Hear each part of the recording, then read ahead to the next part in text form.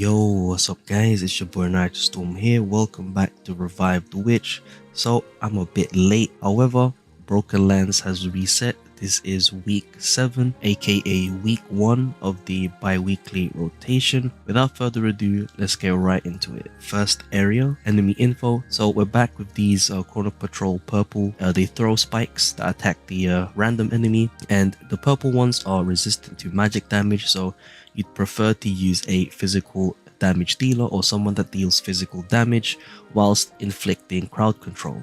So in this case, we're going to be doing our usual Avil at the front and Czerni at the back. For auto settings, make sure you are in free mode auto. For Avil, you mainly just want the second skill unlocked. Here are his stats. Next up we have Czerni. In her case, we don't need to invest in her that much as well, but again, thanks to commissions, I had to ascend her to get more levels up, and you don't even need to invest in her skills since you only need the first skill. Now the special thing about Czerni, I haven't actually mentioned this until now, is that her first skill actually acts a bit differently compared to other compellers. Now it says here it costs 3 order, it generates 1 order energy and then heals all allies based on her attack, and then increases magic damage taken by the enemies by 18%. Now for her skill, for some reason, for every enemy that she inflicts a debuff on, she gains 1 order energy and then an extra heal. So if there are 3 enemies, for example, this will give us 3 order energy back and it will heal the team 3 times. Now I guess it's like a special mechanic of her, I guess, but that's how she works, and that's why she's used pretty much every single time in Broken Lands. So area 1, Avil up front, Czerni at the back. When you're on auto mode, make sure you set S1 on Czerni, S2 on Avil, and then during the Arcana burst mode, make sure you have S2 on Avil as well, and then there you go. Just now you need to just watch the rest of the fight, and then that'll be the end of area 1.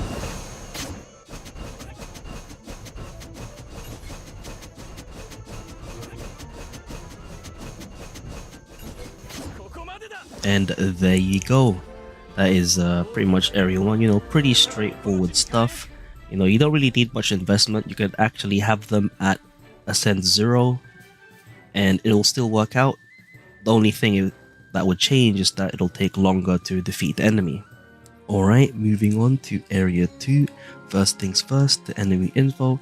So just like the purple ones from area 1, they will deal damage to a random enemy target.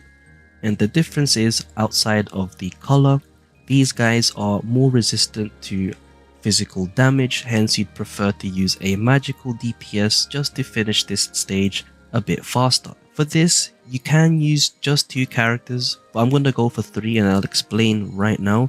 So for the 2 characters that you can use on their own is Mikoto and Pakane.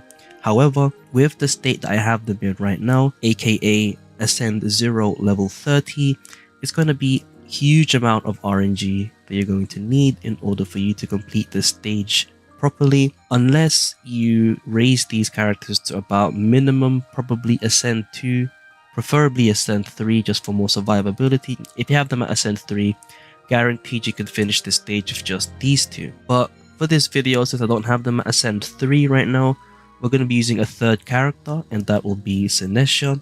She will be there just to help with the healing, just in case we do get damaged a little bit. And then we'll have Mikoto 2nd and then Pakane 3rd. Ensure you have auto settings set on free mode. So Sinesha is pretty straightforward. I've got her up to level 1 passive. In terms of ascension, she's Ascend 3, and then this is her gear. Pretty straightforward. The passive will help a little bit in case they keep attacking her, but she's Ascend 3, so it's unlikely that she will receive enough damage to actually fall. And then we have Pakane and Mikoto. So Pakane, as you can see, raised until the S2, and that's about it. You don't need to go any further. You can if you want, but not necessary. And then this is her gear and stats. And then here is Mikoto. I would suggest bringing her to level 2 S1 just in case. And then this is her gear. Sinesha 1st, Mikoto 2nd, and Pakane 3rd. And so, just like usual, make sure you have S1 on Mikoto, S2 on Pakane, and then during Arcana burst, ensure that you have S2 on Pakane as well. And then after this, you essentially have to pray. If you're in my position right now with the same levels on Pakane Mikoto, I would highly suggest praying. However, if you've got all your characters at Ascent 3, you're not going to need Sinistra in the first place, and you can just do this with just Pakane and Mikoto. So right now we seem to have some pretty decent RNG. Hopefully it keeps up. But yeah, as I've mentioned before, I highly suggest making these characters Ascent 3 because they are pretty good to use anyway outside of Broken Lands as low rarity units, and it will make this run much more consistent if you've raised them further. But in any case, that's pretty much Area 2. Alright guys, Area 3.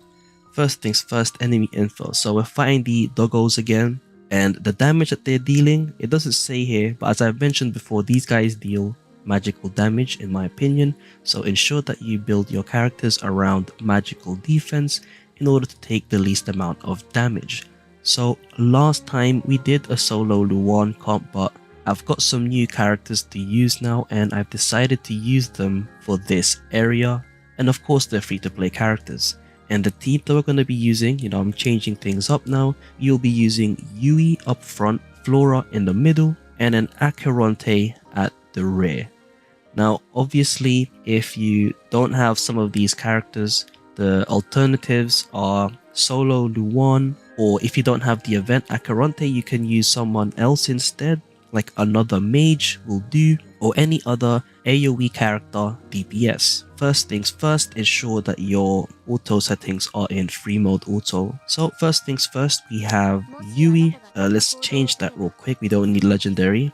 So this is her build. Let's quickly change things up to magic defense like so. So she's Ascent 4. Of course you're going to need this much investment I think for Area 3. Ascent 3 maybe might work, but these guys do hit quite hard. So as you can see, I focused on magical defense in terms of stats, as well as attack focus for gear because she is our main DPS. Raised her up to the first level passive, and here are her stats. Next up we have Flora, again similar deal, raised up to first level passive, and here are her stats. And last but not least we have Acheronte, and these are her stats.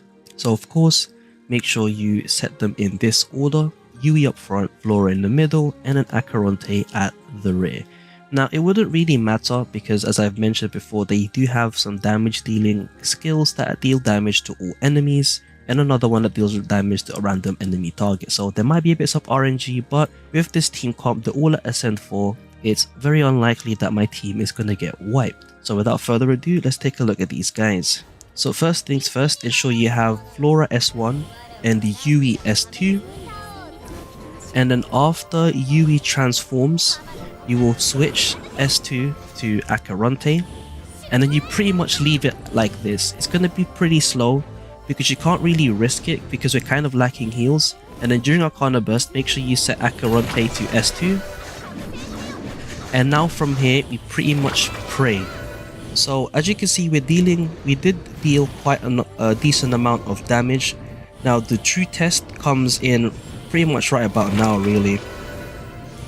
We need to wait until we have Arcana Burst again so that Yui can go ham. So as you can see, we got pretty close there. Acheronte was defeated. However, we did manage to complete the stage. So at that point, I think it was just a bit of RNG. The doggos both targeted their single target random attack onto Acheronte, and I don't think she was able to handle all that damage. However, overall in the end, as you can see, we've managed to defeat them. Alright, so as I've been saying before, if you've been following my video up until this point, then Area 4 should be again the easiest one that you can do, as we've used only free-to-play characters for the first 3 areas, which leaves you enough room for any kind of UR team comp that you're able to do right now. And so unfortunately, I've been farming as well just so I can do a free-to-play version of Area 3, and so I'm not able to do a free-to-play clear for Area 4 again, so deep apologies for that. And so we're going to be using a Saltstone team this time for an example clear of URs. So we're going to be using a Fallen, Toenail, and Metamorphosis. Of course, for this kind of team, you want to set it to default mode so that it's more convenient for us. And then we'll just do a quick gloss over the stats because, you know, it's UR, it's not really like anything big. So this is my Ella, this is my Toenail, and this is my Metamorphosis. Pretty straightforward stuff. These three in this order doesn't really matter, but Ella up front of course. And then let's get it started.